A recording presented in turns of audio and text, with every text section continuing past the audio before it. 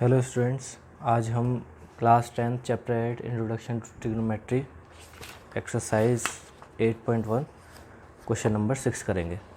8.1 का ये पहला इम्पोर्टेंट क्वेश्चन है जो अच्छा है, जिसमें थोड़ा सोचना पड़ता है। बाकी तो सब चीज़ें हम देख ही रहे हैं कि हमें एक रेशियो पता होना चाहिए, साइन का, कॉस का, टेन का, कोसेक का, सेक का, कॉट का, तो हम निकाल देंगे। कौन सा वाला, वो ट्रिक याद थी ना, पंडित बद्री प्रसाद हर हर बोले, पी बी पी अपॉन में एच एच बी। ठीक है, तो उस तरह से हम कर रहे थे उन क्वेश्चंस को।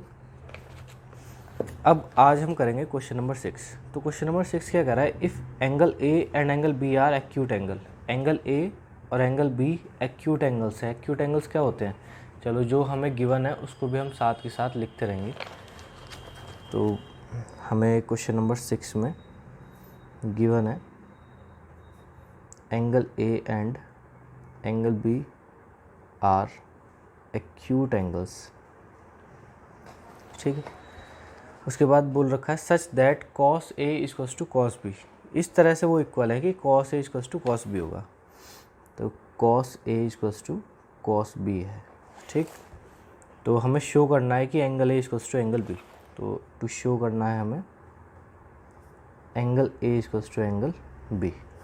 ठीक है, तो देखो ध्यान से, इस क्वेश्चन को पढ़ के ही मुझे पता चल गया कि इसमें दो ट्रायंगल का यूज़ होना है, क्योंकि कॉस ए की वैल्यू निकालनी है और कॉस बी की वैल्यू निकालनी है। तो इसका मतलब मेरे को दो ट्रायंगल की ज़रूरत पड़ेगी। तो मुझे एक ट्रायंगल ऐसा लेना पड़ेगा जिसमें एंगल ए आ रहा हो, एक ट्रायंगल ऐसा लेना पड़ेगा जिसमें एंगल बी आ रहा हो। देखो समझते हैं इसको, कंफ्यूज मत हो। तो मैं एक ट्रायंगल ले लेता हूँ।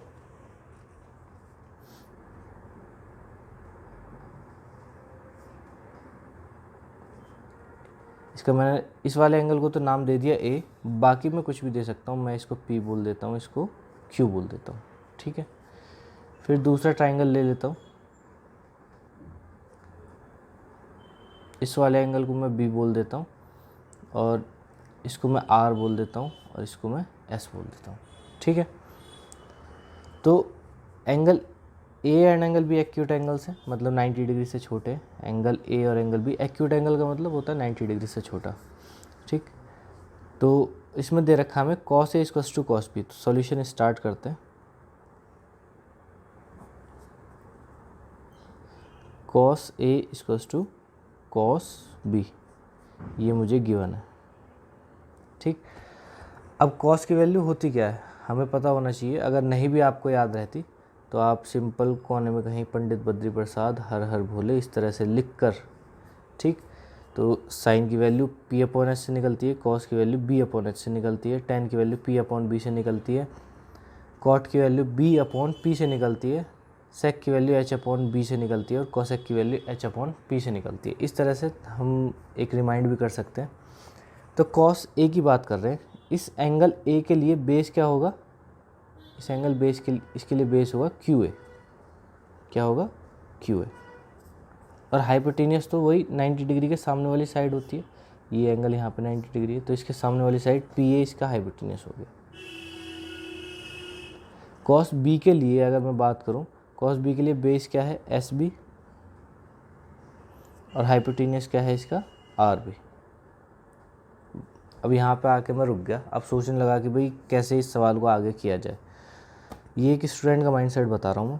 अब मैंने देखा कि यार इन दो ट्रायंगल्स में ये दो चीज़ें मुझे गिवन है, तो मैंने क्या किया, मैंने एस बी को इसके यहाँ पे लिख दिया और पी ए को यहाँ पे लिख दिया। भाई क्रॉस मल्टीप्लिकेशन वाला कॉन्सेप्ट।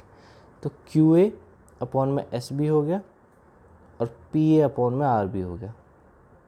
तो मैंने देखा कि ट्रायंगल पी क्यू ए के अंदर Q A side S B side के साथ रेशियो बना रही है, P A side R B side के साथ रेशियो बना रही है। तो अगर मैं किसी भी तरीके से P Q upon R S का भी रेशियो इन्हीं के बराबर बता दूं, तो मैं इन दोनों ट्रायंगल्स को सिमिलर प्रूव कर दूंगा साइड सिमिलैरिटी से। और अगर दो ट्रायंगल्स सिमिलर हैं तो उनके कॉरस्पॉन्डिंग एंगल्स इक्वल हो जाएंगे। मतलब एंगल ए को मैं एंगल बी के बराबर बता सकता हूँ। ठीक है, corresponding parts of similar triangles, CPST। तो मुझे वही करना है। तो अब मुझे पता है कि ये भी एक राइट एंगल ट्रायंगल है और ये भी एक राइट एंगल ट्रायंगल है।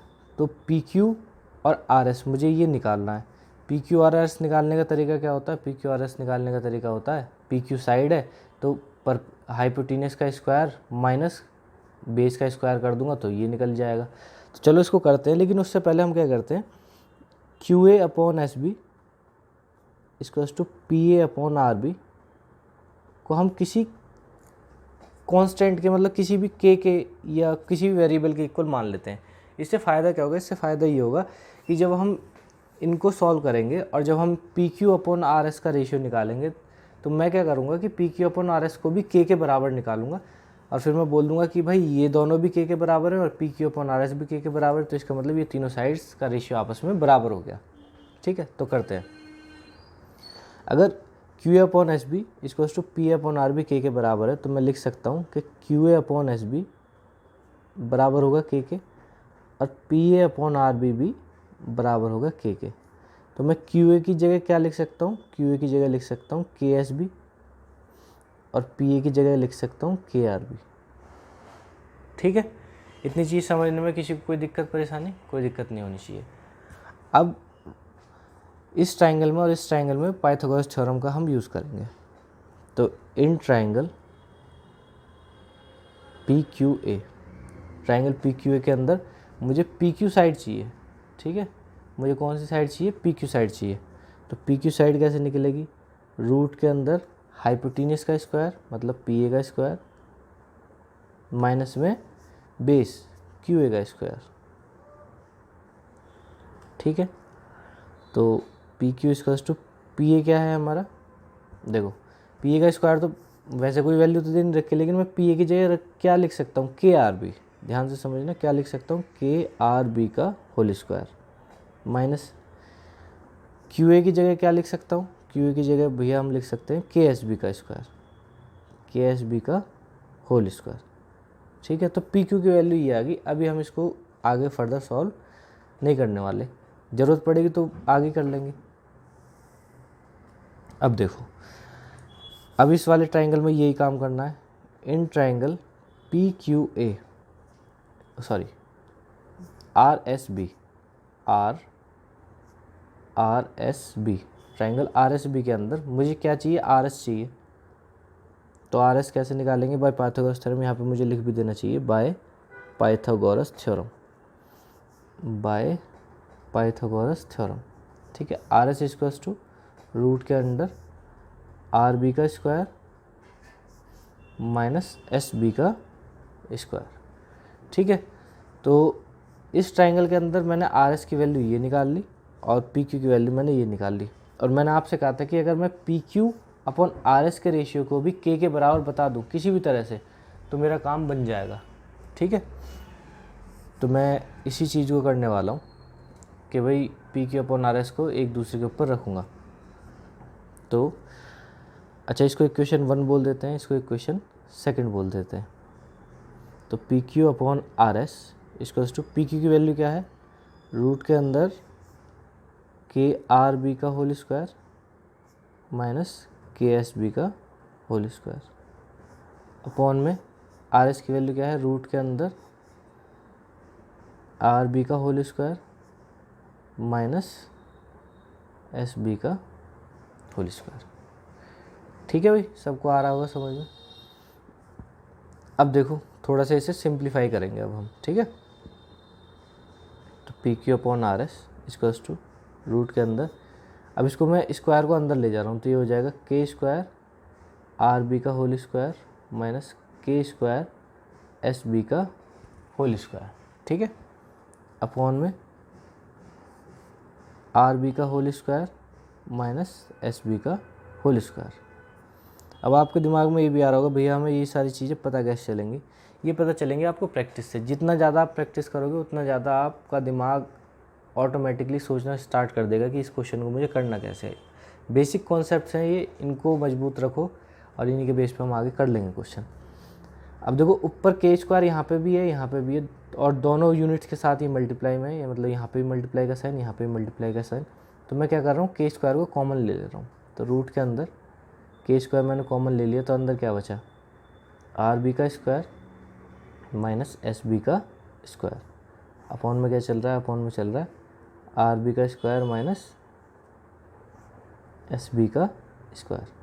ठीक है, अब के स्क्वायर इस पूरी यूनिट के साथ मल्टीप्लाई में, इस पूरी यूनिट के साथ मल्टीप्लाई में, तो मुझे क्या करना चाहिए, मुझे इस के स्क्वायर को बाहर ले लेना चाहिए, और के स्क्वायर रूट से बाहर आएगा तो क्या हो जाएगा, के हो जाएगा। P Q upon R S equals to K root के अंदर आर बी का स्क्वायर माइनस एस बी का स्क्वायर। ठीक है, अपॉन में रूट में आर बी का स्क्वायर माइनस एस बी का स्क्वायर। अब आप ध्यान से देखो, ये वाले रूट की वैल्यू और ये वाले रूट की वैल्यू सेम है, तो इससे ये कट जाएगा। तो अब तो हमारा सवाल लगभग हो ही गया। तो P Q upon R S आ गया हमारा क्या, के। ठीक है, अब देखो यहाँ पर भी Q A upon S B equals to P upon R B equals to K, और P Q upon R S B equals to K है। ठीक, यहाँ पर मुझे एक चीज़ लिखनी चाहिए थी, from equation first and second. Equation first और सेकंड के बेस पे तो हम ये सारी चीज़ें लिख रहे हैं। अब देखो यहाँ से अगर Q A upon S B भी के बराबर है और पी अपॉन आर बी भी के बराबर है, और यहाँ से यहाँ पे हमने निकाल लिया कि P Q upon R S B के बराबर है, तो ये तीनों आपस में बराबर हो गए। तो Q A upon S B equals to P A upon R B equals to P Q upon R S. और अगर ये तीनों साइड्स का रेशियो बराबर आ गया तो ये दोनों ट्राइंगल कैसे हो गए, सिमिलर हो गए। तो triangle P Q A similar हो गया ट्राइंगल आर एस बी के। कौन सी प्रॉपर्टी से, side side side similarity rule, similarity rule से। ठीक है, अगर ये दोनों ट्राइंगल सिमिलर हो गए तो मैं बोल सकता हूँ कि angle A equals to angle B हो जाएगा by C P S T. ठीक है, corresponding parts of similar triangles, ये सी पी एस टी की फुल फॉर्म होती है। तो देखो यही हमें प्रूव करना था और बड़ी ही आसानी से कर दिया। एक बार फिर से मैं समझा देता हूँ। हमें गिवन था angle A and angle B are acute angle. उसके बाद उसने एक और चीज़ गिवन थी कि कॉस ए बराबर कॉस बी। तो कॉस ए बराबर कॉस बी समझ के मुझे आ गया कि यार ये दो अलग अलग ट्राइंगल बना के ही हो पाएगा। शो करना था हमें एंगल ए बराबर एंगल बी। तो मैंने क्या किया, जो चीज़ मुझे गिवन थी वहीं से स्टार्ट किया। तो कॉस ए बराबर कॉस बी किया तो मुझे पता चला कि इस ट्राइंगल में कॉस ए की वैल्यू आ जाएगी Q A upon P A, और इस ट्राइंगल में कॉस बी की वैल्यू आ जाएगी S B upon R P. तो मैंने देखा कि यार इन दोनों ट्राइंगल को अगर मैं सिमिलर प्रूव कर दूं तो मैं एंगल ए को एंगल बी बता सकता हूँ सी पी एस टी से। तो मैंने क्या किया, इस वाली साइड को मैं यहाँ ले गया और इस वाली साइड को मैं यहाँ ले गया। ठीक है, तो मैंने Q A upon S B और P A upon R B किया। तो मुझे पता चला कि Q A upon S B और P A upon R B.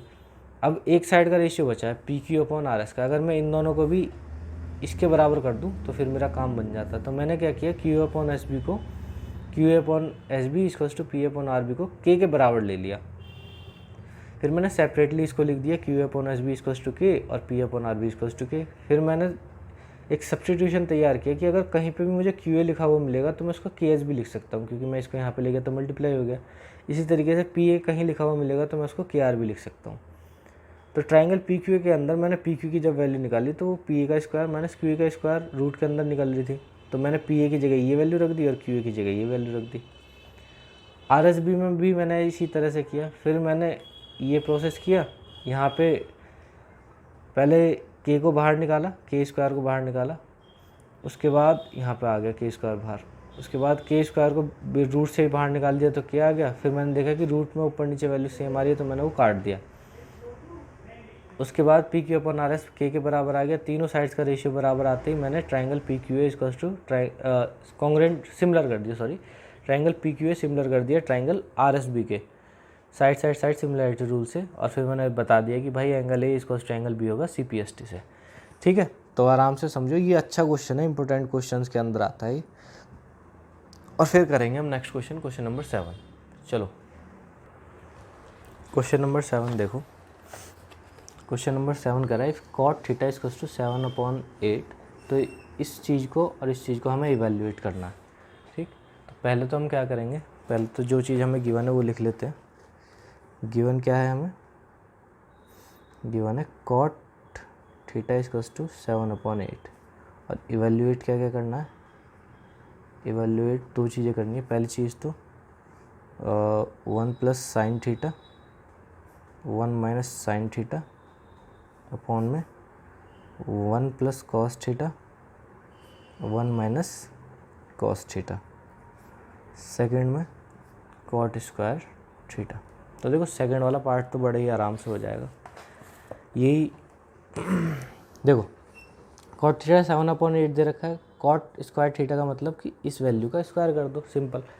चलो तो ये सेकंड वाला तो हम कर ही देंगे, फर्स्ट वाला देखना कैसे करेंगे। तो यहाँ से कॉट थीटा दे रखा हमें, कॉट थीटा, सॉल्यूशन स्टार्ट करते हैं। कॉट थीटा दे रखा है हमें 7/8, और कॉट थीटा एक्चुअल में होता क्या है, कॉट थीटा होता है बेस अपॉन परपेंडिकुलर। अब देखो आपको अगर याद नहीं आ रहा तो फिर से वही पंडित बद्री प्रसाद हर हर बोले वाला कॉन्सेप्ट लगाओ, और सही कन्फ्यूज़न हो रही है तो कर लो इसे, ठीक है। तो कॉट थीटा का रेशियो है हमारे पास 7:8, ठीक है। अब देखो ये हमारे पास रेशियो है किस किस का, बेस का और परपेंडिकुलर का रेशियो कॉट थीटा ने हमें दे रखा है 7:8, ठीक है। जो रेशियो होता है वो एक्चुअल वैल्यू नहीं होती।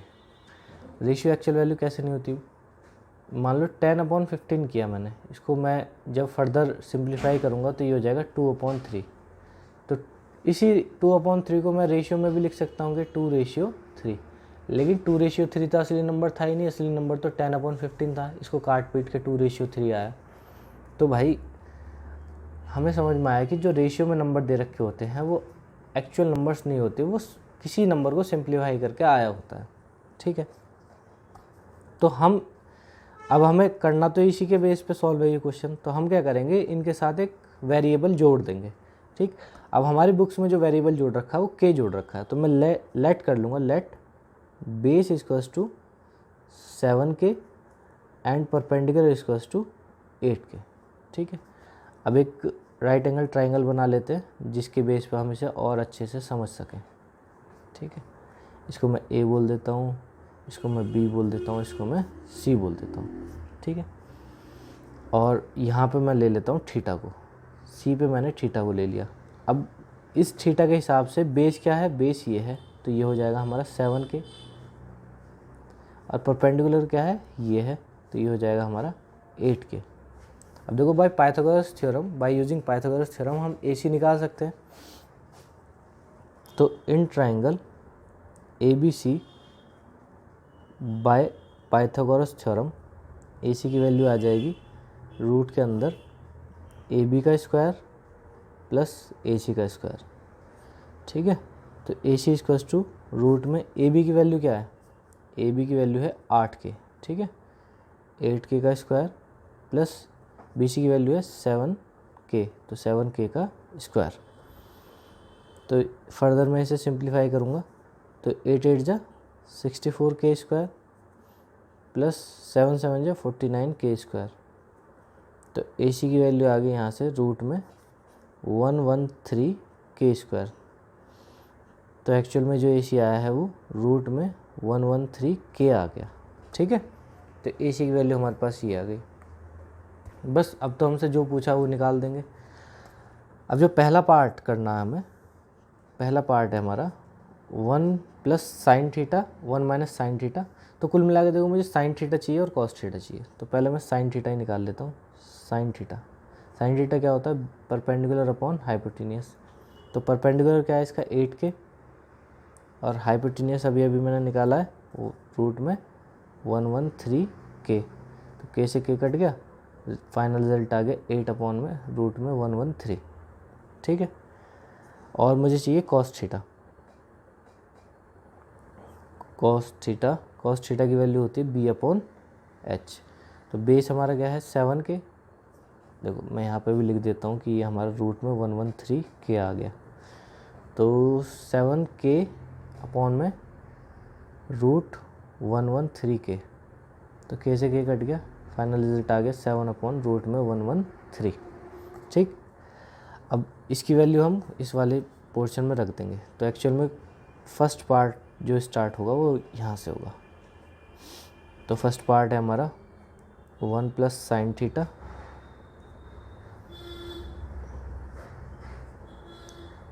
1 माइनस साइन थीटा अपॉन में 1 plus cos theta 1 minus cos theta, ये वाला ब्रैकेट नहीं है, ठीक है, ये गलती से लग गया। तो 1 प्लस साइन थीटा की वैल्यू 8 अपॉन रूट में 113, 1 minus sine theta 1 minus 8 upon root में 113 अपॉन में 1 प्लस कॉस थीटा की 7 अपॉन रूट में 113 और 1 माइनस 7 अपॉन रूट में 113, ठीक है। अब आपको दिख रहा होगा a plus B A minus B की आइडेंटिटी यहाँ लग जाएगी, a plus B A minus B की आइडेंटिटी नीचे भी लग जाएगी। तो फर्दर इसको सिंप्लीफाई करेंगे तो 1 का स्क्वायर माइनस 8 अपॉन रूट में 113 का स्क्वायर अपॉन में 1 का स्क्वायर माइनस 7 अपॉन रूट में 113 का स्क्वायर। तो 1 का स्क्वायर तो 1 ही हो जाएगा, माइनस 8 अपॉन रूट में 113 का स्क्वायर, 8 का स्क्वायर तो हो जाएगा 64 अपॉन में 113, फिर नीचे 1 माइनस 7 अपॉन में 7 7 जा तो 49 होता है और रूट स्क्वायर से कट जाएगा तो 113, ठीक है। एलसीएम ले लेंगे तो 113 माइनस 64 अपॉन में 113 माइनस 49 अपॉन में 113, तो 113 से तो 113 कट जाएगा, तो फाइनल आंसर आ गया 49 अपॉन 64। अब ये आगे फर्दर इससे सॉल्व नहीं होगा, ठीक। तो फर्स्ट वाले पार्ट का तो हमारा आंसर आ गया 49 अपॉन 64। सेकेंड वाले पार्ट का देखो, सेकेंड वाले पार्ट में तो हमें कॉट स्क्वायर थीटा निकालना है। अब देखो कहीं पे कॉट स्क्वायर थीटा है तो मैं इसको लिख सकता हूँ कॉट थीटा का होल स्क्वायर, ध्यान रखना, और कहीं पे कॉट थीटा का होल स्क्वायर लिख रखा है तो मैं उसे कॉट स्क्वायर थीटा लिख सकता हूँ। तो कॉट थीटा की वैल्यू मुझे दे रखी है यहाँ पे देखो 7 अपॉन 8 का होल स्क्वायर, 7 की वैल्यू 49 और 8 की वैल्यू 64। तो बस यही हमारा आंसर था, ठीक है। एक बार आराम से देख लो इसको और फिर करते हैं क्वेश्चन नंबर 8। देखो क्वेश्चन नंबर 8 देखो, बोल रहा है if 3 cot theta cot A equals to 4, तो चेक करना हमें कि whether 1 minus tan square A upon 1 plus tan square A cos square A minus tan square A के बराबर है या नहीं है। तो करते हैं, पहले तो हम वो चीज़ लिख लेते हैं जो चीज़ हमें दे रखी है कि भाई ये चीज़ है क्वेश्चन के अंदर। तो क्वेश्चन में दे रखा है हमें, गिवन है हमें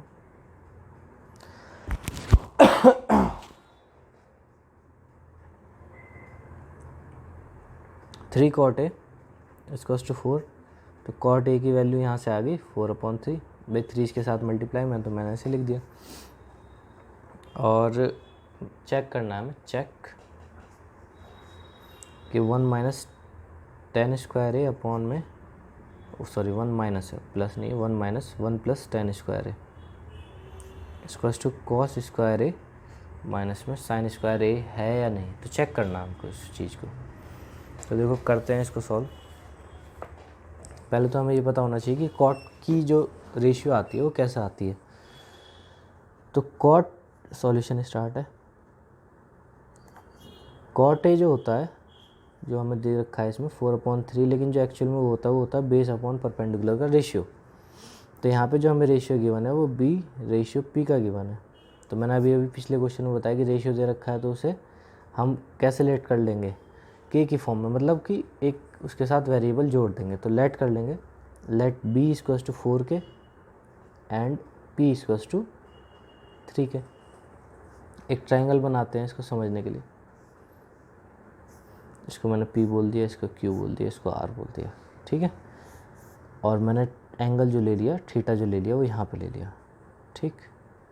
लेकिन हमसे यहाँ पे गलती हो गई। गलती क्या हुई, उसने a बोल रखा है, तो मैं क्या कर रहा हूँ, मैं इसको ABC की फॉर्म में कन्वर्ट कर रहा हूँ। इसको a बोल दिया मैंने, इसको b बोल दिया और इसको बोल दिया c, ठीक है। ऐसा क्यों बोला, अगर यहाँ पे कॉट थीटा लिखा होता तो मैं PQRS लिखा रहने देता, कोई दिक्कत नहीं थी, PQR लिखा रहने देता।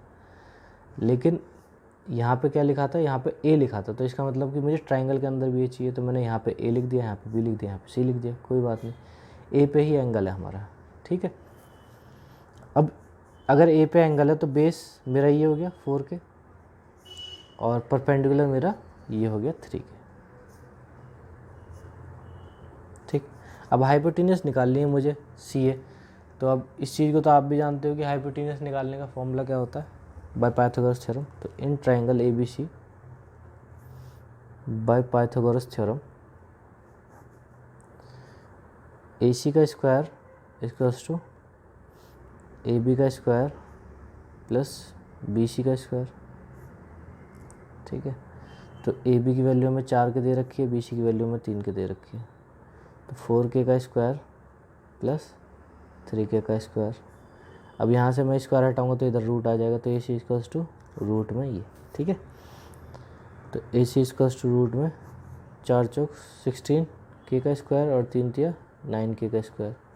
तो ए सी इक्वल्स टू आएगा रूट में 25k स्क्वायर। तो ए सी से बाहर आ जाएगा 5k। भाई 25 का रूट अगर मैं करूँगा 5 होगा, k स्क्वायर का रूट करूँगा k हो जाएगा। तो ए सी की भी वैल्यू हमारे पास आ गई। तो ए सी की वैल्यू आ गई हमारे पास कितने, 5k। अब हमें क्या क्या चाहिए, अब हमें एक तो tan की वैल्यू चाहिए, cos की वैल्यू चाहिए और sin की वैल्यू चाहिए। तो इन वैल्यूज़ को हम निकाल लेते हैं। sin A equals to, sine की वैल्यू कैसे निकलती है, परपेंडिकुलर अपॉन हाइपोटेन्यूस से। परपेंडिकुलर है हमारे पास 3k, हाइपोटेन्यूस है हमारे पास 5k, k से k कट गया, आंसर आ गया 3/5, ठीक है। फिर cos है, cos की वैल्यू क्या होती है, b/h। तो बेस अपॉन हाइपोटेन्यूस, बेस क्या है हमारे पास 4k और हाइपोटेन्यूस हमारे पास 5k। तो इससे k से k कट गया, 4/5 आ गया। अब हमें tan की ओर चाहिए, tan होता है परपेंडिकुलर अपॉन में बेस। अगर परपेंडिकुलर की बात करें तो वो 3k है और बेस हमारा 4k है। तो k से k कट गया, आंसर आ गया 3/4। अब हमारे पास साइन कॉस टेन तीनों की वैल्यू आ चुकी है। तो अब फर्स्ट वाला पार्ट करेंगे। फर्स्ट वाला पार्ट है, मतलब एक ही पार्ट है इसमें, तो 1 plus tan square A upon में, फिर से प्लस लिख रहा हूँ, 1 minus tan square A, 1 plus tan square A equals to cos square A minus sin square A, ठीक है।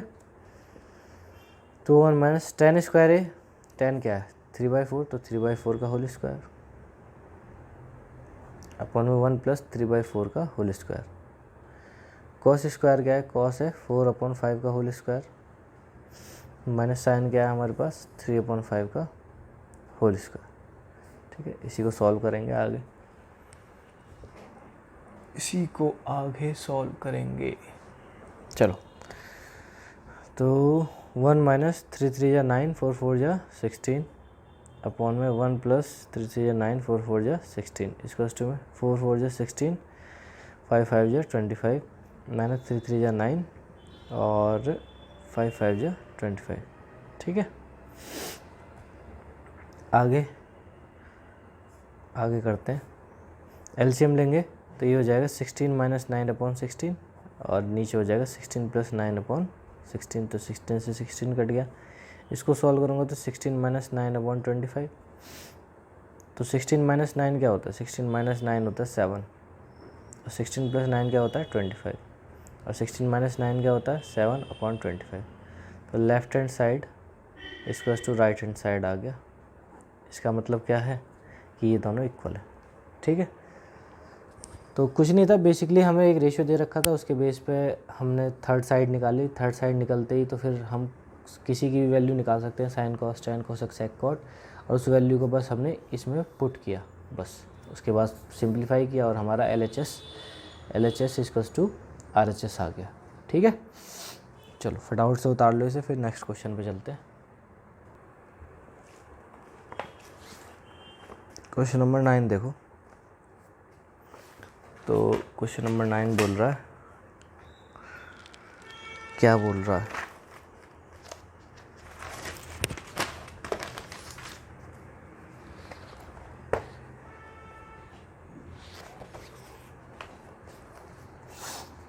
In triangle A B C right angle at B, कोई A B C triangle है, बना लेते हैं।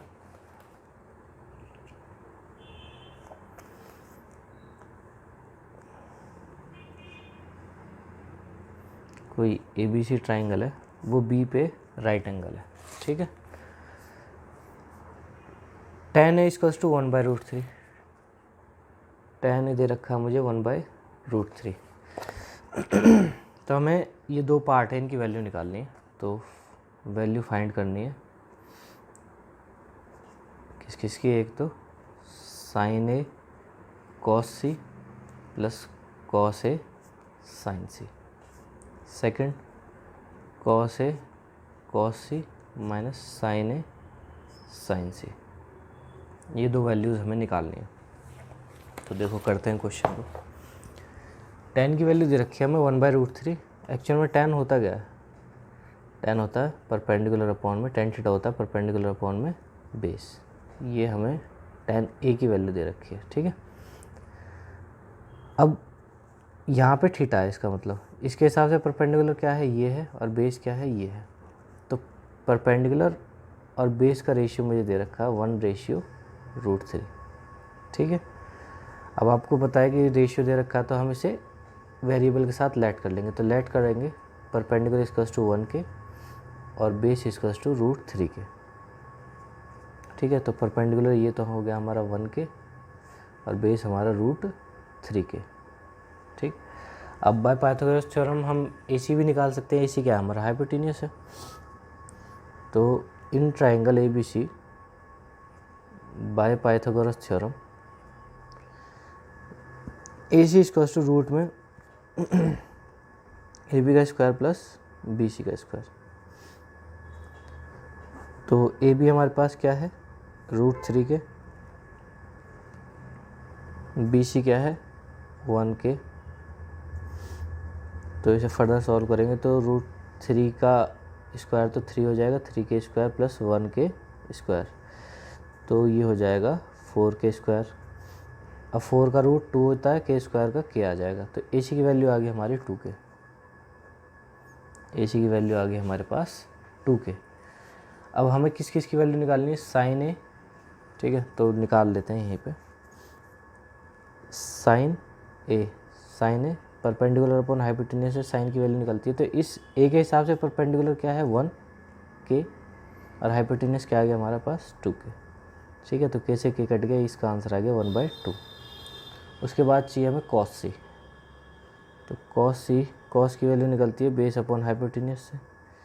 सी के हिसाब से देखना अब हमें, सी के हिसाब से बेस क्या है? बेस होगा इसके हिसाब से 1 के, क्योंकि इसके सामने वाली साइड तो परपेंडिकुलर हो जाएगी। तो बेस हो गया इसका 1 के और हाइपोटेन्यूस तो सेम रहेगी 2 के से के कट गया, आंसर आ गया 1/2। फिर चाहिए हमें कॉस ए। तो cos A equals to, cos की वैल्यू निकलती है बेस अपॉन हाइपोटेन्यूस से। इस ए के हिसाब से बेस क्या होगा? बेस होगा √3 के और हाइपोटेन्यूस तो 2 के। तो के से के कट गया, आंसर आ गया √3/2, ठीक। फिर चाहिए हमें साइन सी। सी के हिसाब से साइन चाहिए। साइन क्या होता है? Perpendicular upon hypotenuse. तो इस सी के हिसाब से परपेंडिकुलर ए भी होगा, इसका मतलब √3 के, और हाइपोटेन्यूस तो वही है 2 के से के कट गया, आंसर आ गया √3/2। अब हम इन दोनों पार्ट्स में ये वैल्यूज़ पुट कर देंगे और आंसर हमारा आ जाएगा। तो फर्स्ट पार्ट कर रहे हैं, sign A cos C plus cos A sign सी। पहले एक काम करो, आप इस वीडियो को रोको और ख़ुद करने की कोशिश करो। चलो, तो उम्मीद है तुमने रोकी होगी और करा भी होगा। अब कर देता हूँ मैं। साइन ए कॉस सी, तो साइन ए की वैल्यू हमने 1/2, कॉस सी की वैल्यू 1/2 प्लस कॉस ए की वैल्यू √3/2 और साइन सी की वैल्यू √3/2। तो हो जाएगा 1/4 प्लस 3/4। अब इसको फर्दर सॉल्व करना है, एलसीएम ले लेंगे 4, 1 + 3, तो इसको टू में आ गया 4/4, कट के आ गया 1। तो फाइनल आंसर आ गया 1। सेकंड वाला पार्ट करते हैं। सेकंड वाला पार्ट है cos A cos C minus sign A sign सी। तो कॉस ए की वैल्यू √3/2, कॉस सी की वैल्यू 1/2 माइनस साइन ए की वैल्यू 1/2 और साइन सी की वैल्यू √3/2। तो इसे सॉल्व करेंगे, √3/4 माइनस √3/4। भाई नीचे की मल्टीप्लाई हो जाएगी, ऊपर की मल्टीप्लाई ऊपर हो जाएगी। तो √3/4 में से √3/4 माइनस करूँगा तो क्या आ जाएगा? 0। तो पहले का आंसर 1 और दूसरे का आंसर 0। तो आराम से इसे उतार लो और फिर नेक्स्ट क्वेश्चन पे चलते हैं।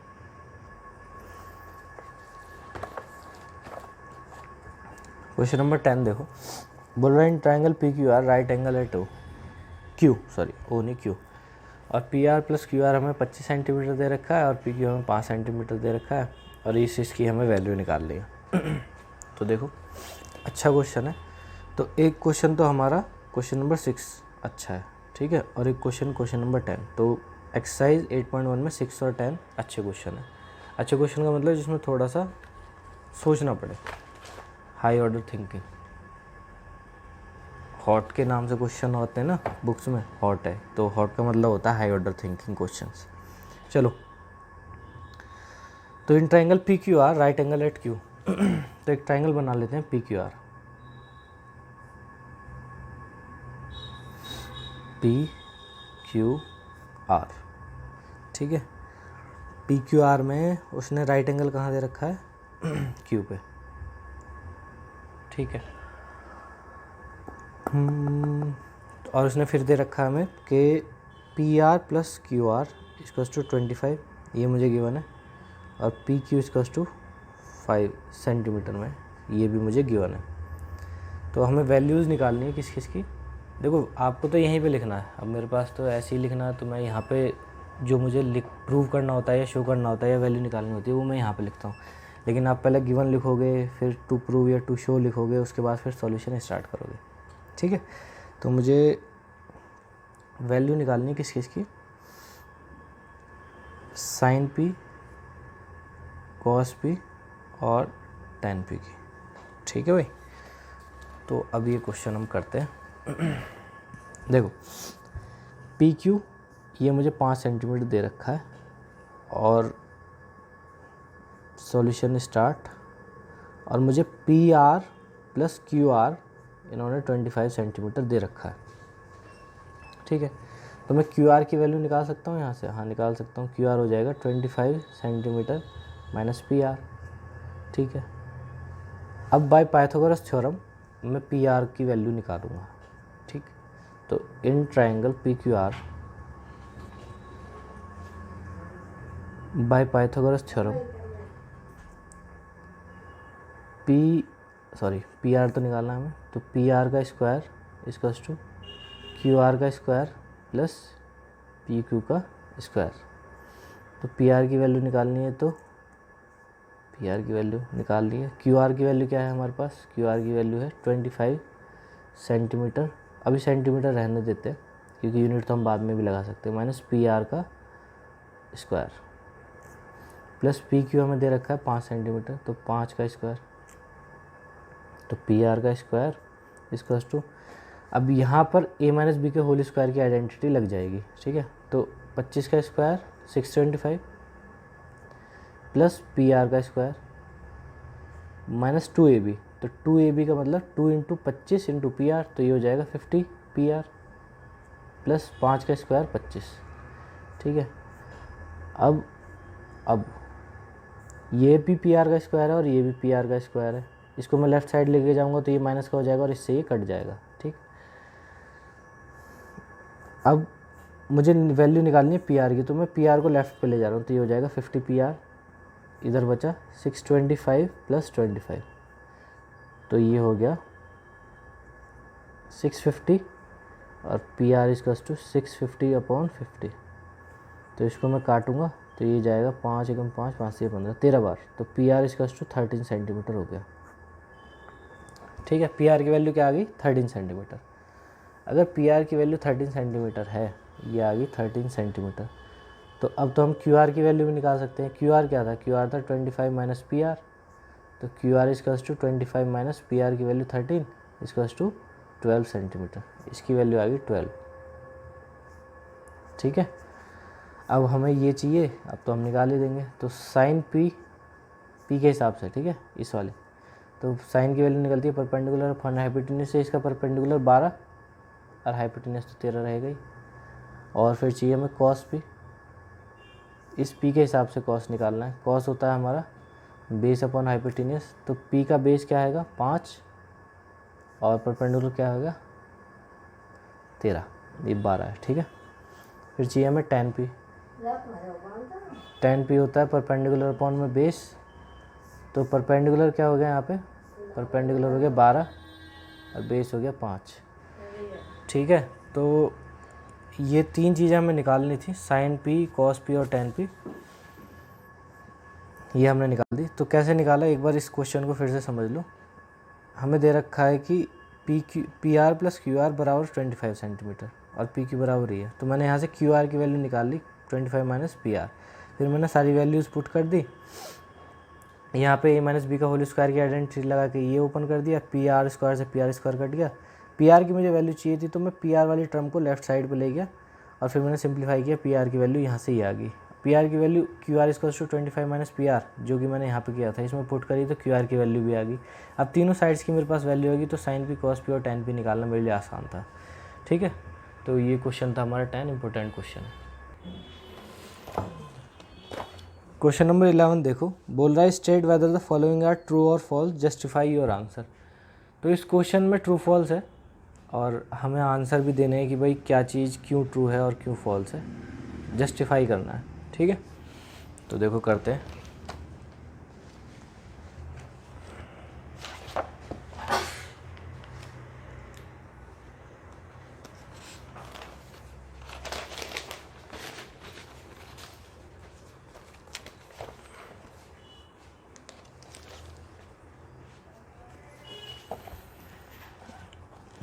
क्वेश्चन नंबर 11 का फर्स्ट पार्ट है, बोल रहा है the value of tan a is always less than 1। तो पहले तो ये बताओ tan a मतलब tan थीटा होता क्या है, tan थीटा होता है परपेंडिकुलर अपॉन में बेस। तो मैंने एक ट्रायंगल बना लिया, ठीक है, और मैंने यहाँ पे थीटा बोल दिया। चलो ए बी सी लिख लेते हैं क्योंकि यहाँ पे ए लिखा हुआ है। तो ये हमारा थीटा हो गया, परपेंडिकुलर अपॉन में बेस, परपेंडिकुलर ये है, बेस ये है। मैंने पर बेस ले लिया 4, परपेंडिकुलर ले लिया 3, तो बाय पाइथागोरस थ्योरम ए सी हो जाएगा 5। तो tan a परपेंडिकुलर क्या है 3 और बेस क्या है 4। ठीक है, तो इसको मैं सॉल्व करूँगा तो इसकी जो वैल्यू होगी, इसकी वैल्यू लेस देन 1 होगी, लेस देन 1 होगी। लेकिन अगर मैं फिर से एक ट्रायंगल बनाता हूँ ए बी सी, फिर से वही ट्रायंगल है, ठीक है, और यहाँ पे मैंने इस बार इस परपेंडिकुलर को 4 ले लिया, बेस को 3 ले लिया, हाइपोटेन्यूज तो फिर भी 5 आएगी। तो tan a equals to perpendicular upon base, perpendicular क्या हो गया 4 और बेस क्या हो गया 3। तो इसको अगर मैं सॉल्व करूँगा तो ये आएगा 1.33, जो कि बड़ा होगा किससे 1 से। तो ये स्टेटमेंट फॉल्स है। ठीक, क्यों फॉल्स है, क्योंकि इसने कहा ऑलवेज। हाँ, ऑलवेज का मतलब होता है कि हमेशा, लेकिन हमने देखा कि यार पहले तो अगर मैंने परपेंडिकुलर 3 लिया और बेस 4 लिया तो पहले तो लेस देन 1 आया, लेकिन उसके बाद मैंने जब चेंज कर दी वैल्यू, परपेंडिकुलर को मैंने 4 बोल दिया, बेस को मैंने 3 बोल दिया, तो वैल्यू 1 से बड़ी आ गई। तो इसका मतलब ऑलवेज नहीं होगा, कभी 1 से बड़ी भी हो सकती है और कभी 1 से छोटी भी हो सकती है। ठीक है। सेकेंड वाला पार्ट देखो, सेकेंड वाला पार्ट बोला sec a equals to 12/5 for some value of angle a। तो देखो पहले तो एक ट्रायंगल बना लेते हैं, ए बी सी, बी पे 90 डिग्री बना लेते हैं, और sec a होता क्या है, sec थीटा होता है हमारे पास हाइपोटेन्यूज अपॉन में बेस। तो sec a हो गया हमारे पास 12/5। तो हाइपोटेन्यूज ये मतलब 12 है और बेस मतलब ये हमारे पास 5 है। तो बाय पाइथागोरस थ्योरम हम बी सी निकाल सकते हैं। B C equals to root में ए सी का स्क्वायर माइनस ए बी का स्क्वायर। ठीक है, तो इसको मैं सॉल्व कर लेता हूँ। ए सी का मतलब 12 का स्क्वायर माइनस ए बी मतलब 5 का स्क्वायर। तो 12 का स्क्वायर 144, 5 का स्क्वायर 25। तो इसको सॉल्व करूँगा तो रूट में 119। और ये देखो 10 का स्क्वायर क्या होता है, अब मैं आपको बता रहा हूँ कि अप्रॉक्स वैल्यू कैसे निकालते हैं। 10 का स्क्वायर क्या होता है 100 होता है, और 11 का स्क्वायर 121। तो इसका मतलब कि ये 11 के आसपास है कहीं पे। ठीक है, तो मैं इसको क्या मान लेता हूँ, 10 से थोड़ा बड़ा मान लेता हूँ और 11 से थोड़ा छोटा मान लेता हूँ। तो मैं इसको 1 ही मान लेते हैं, 10.1 मान लो। ठीक है, तो बी सी की वैल्यू आ गई 10.1, और इससे कुछ ज़्यादा खास फ़र्क नहीं पड़ेगा, क्योंकि अभी आप देखोगे कि इसको मैं 11 भी मान लेता जब भी कुछ फ़र्क नहीं पड़ता। तो ये आ गया हमारा 10.1। ठीक है। अब एक ट्राइंगल की बनने की कंडीशन क्या होती है कि दो साइड का जो सम होना चाहिए वो ऑलवेज तीसरी साइड से बड़ा होना चाहिए। तो देखो 10 + 12 करूँगा तो 5 से बड़ा आएगा, 12 + 5 करूँगा तो 10 से बड़ा आएगा, और 10 + 15 करूँगा तो 12 से बड़ा आएगा। तो मैं यहाँ पे 11 भी ले लेता हूँ, कोई फ़र्क नहीं पड़ता। तो इसका मतलब ये ट्रू है कि इस तरह का एक ट्राइंगल एग्जिस्ट कर जाएगा जिसकी जो sec A की वैल्यू होगी वो 12/5 होगी। ठीक है। अब देखो क्वेश्चन नंबर 3 देखो, बोल रहा है cos A is abbreviation use for cosecant A। ये तो फॉल्स ही है थर्ड वाला, क्योंकि cos जो होता है वो कोसाइन होता है। कोसाइन A को हम शॉर्ट में क्या लिखते हैं, cos A। cosec जो होता है, cosec A को हम लिखते हैं, cosec A किसको लिखते हैं, कोसिकेंट A को, कोसिकेंट A को लिखते हैं। तो ये हमारा ट्रू है और ये भी ट्रू है, लेकिन हमें बोल कर रखा है कि cos A एब्रीविएशन यूज़ होता है कोसिकेंट A का, तो ये फॉल्स है। तो पहले हम फॉल्स लिखेंगे और फिर हम रीज़न देंगे इस तरह से। ठीक है। क्वेश्चन नंबर 4 है कि cot A is product of cot and A। नहीं, cot A जो होता है, cot A का मतलब होता है को tangent of angle A। cot A का मतलब ये होता है, ये मल्टीप्लाई नहीं होती, तो इसका मतलब ये भी फॉल्स है। ठीक है। 5th पार्ट देखो, 5th पार्ट बोल रहा है कि sine theta is equal to 4/3 for some angle. पहले तो ये बताओ साइन थीटा होता है क्या। साइन थीटा होता है परपेंडिकुलर अपॉन में हाइपोटेन्यूस। तो इसने हमें साइन थीटा की वैल्यू क्या दे रखी है, 4/3। तो परपेंडिकुलर आ गया 4 और हाइपोटेन्यूस आ गया 3। ऐसा कभी हो ही नहीं सकता कि कभी भी हाइपोटेन्यूस परपेंडिकुलर से छोटी आ जाए। हाइपोटेन्यूस तो सबसे बड़ी वाली साइड होती है, तो ये भी हमारी क्या हो गया, फॉल्स स्टेटमेंट हो गई, क्योंकि हाइपोटेन्यूस ट्राइंगल के अंदर सबसे बड़ी साइड होती है। परपेंडिकुलर भी हाइपोटेन्यूस से छोटा होगा और बेस भी हाइपोटेन्यूस से छोटा होगा। तो ये हमारी एक्सरसाइज 8.1 कंप्लीट हुई। होप आपको समझ में आया होगा। अगर आपको समझ में आया तो कमेंट में थम्स अप ज़रूर कर देना। कुछ लिखने की ज़रूरत नहीं है, बस आप थम्स अप कर दोगे तो मुझे समझ में आ जाएगा कि आपको समझ में आ गया। चलो ओके, टाटा बाय बाय। नेक्स्ट एक्सरसाइज जल्दी अपलोड होगी। Okay, take care.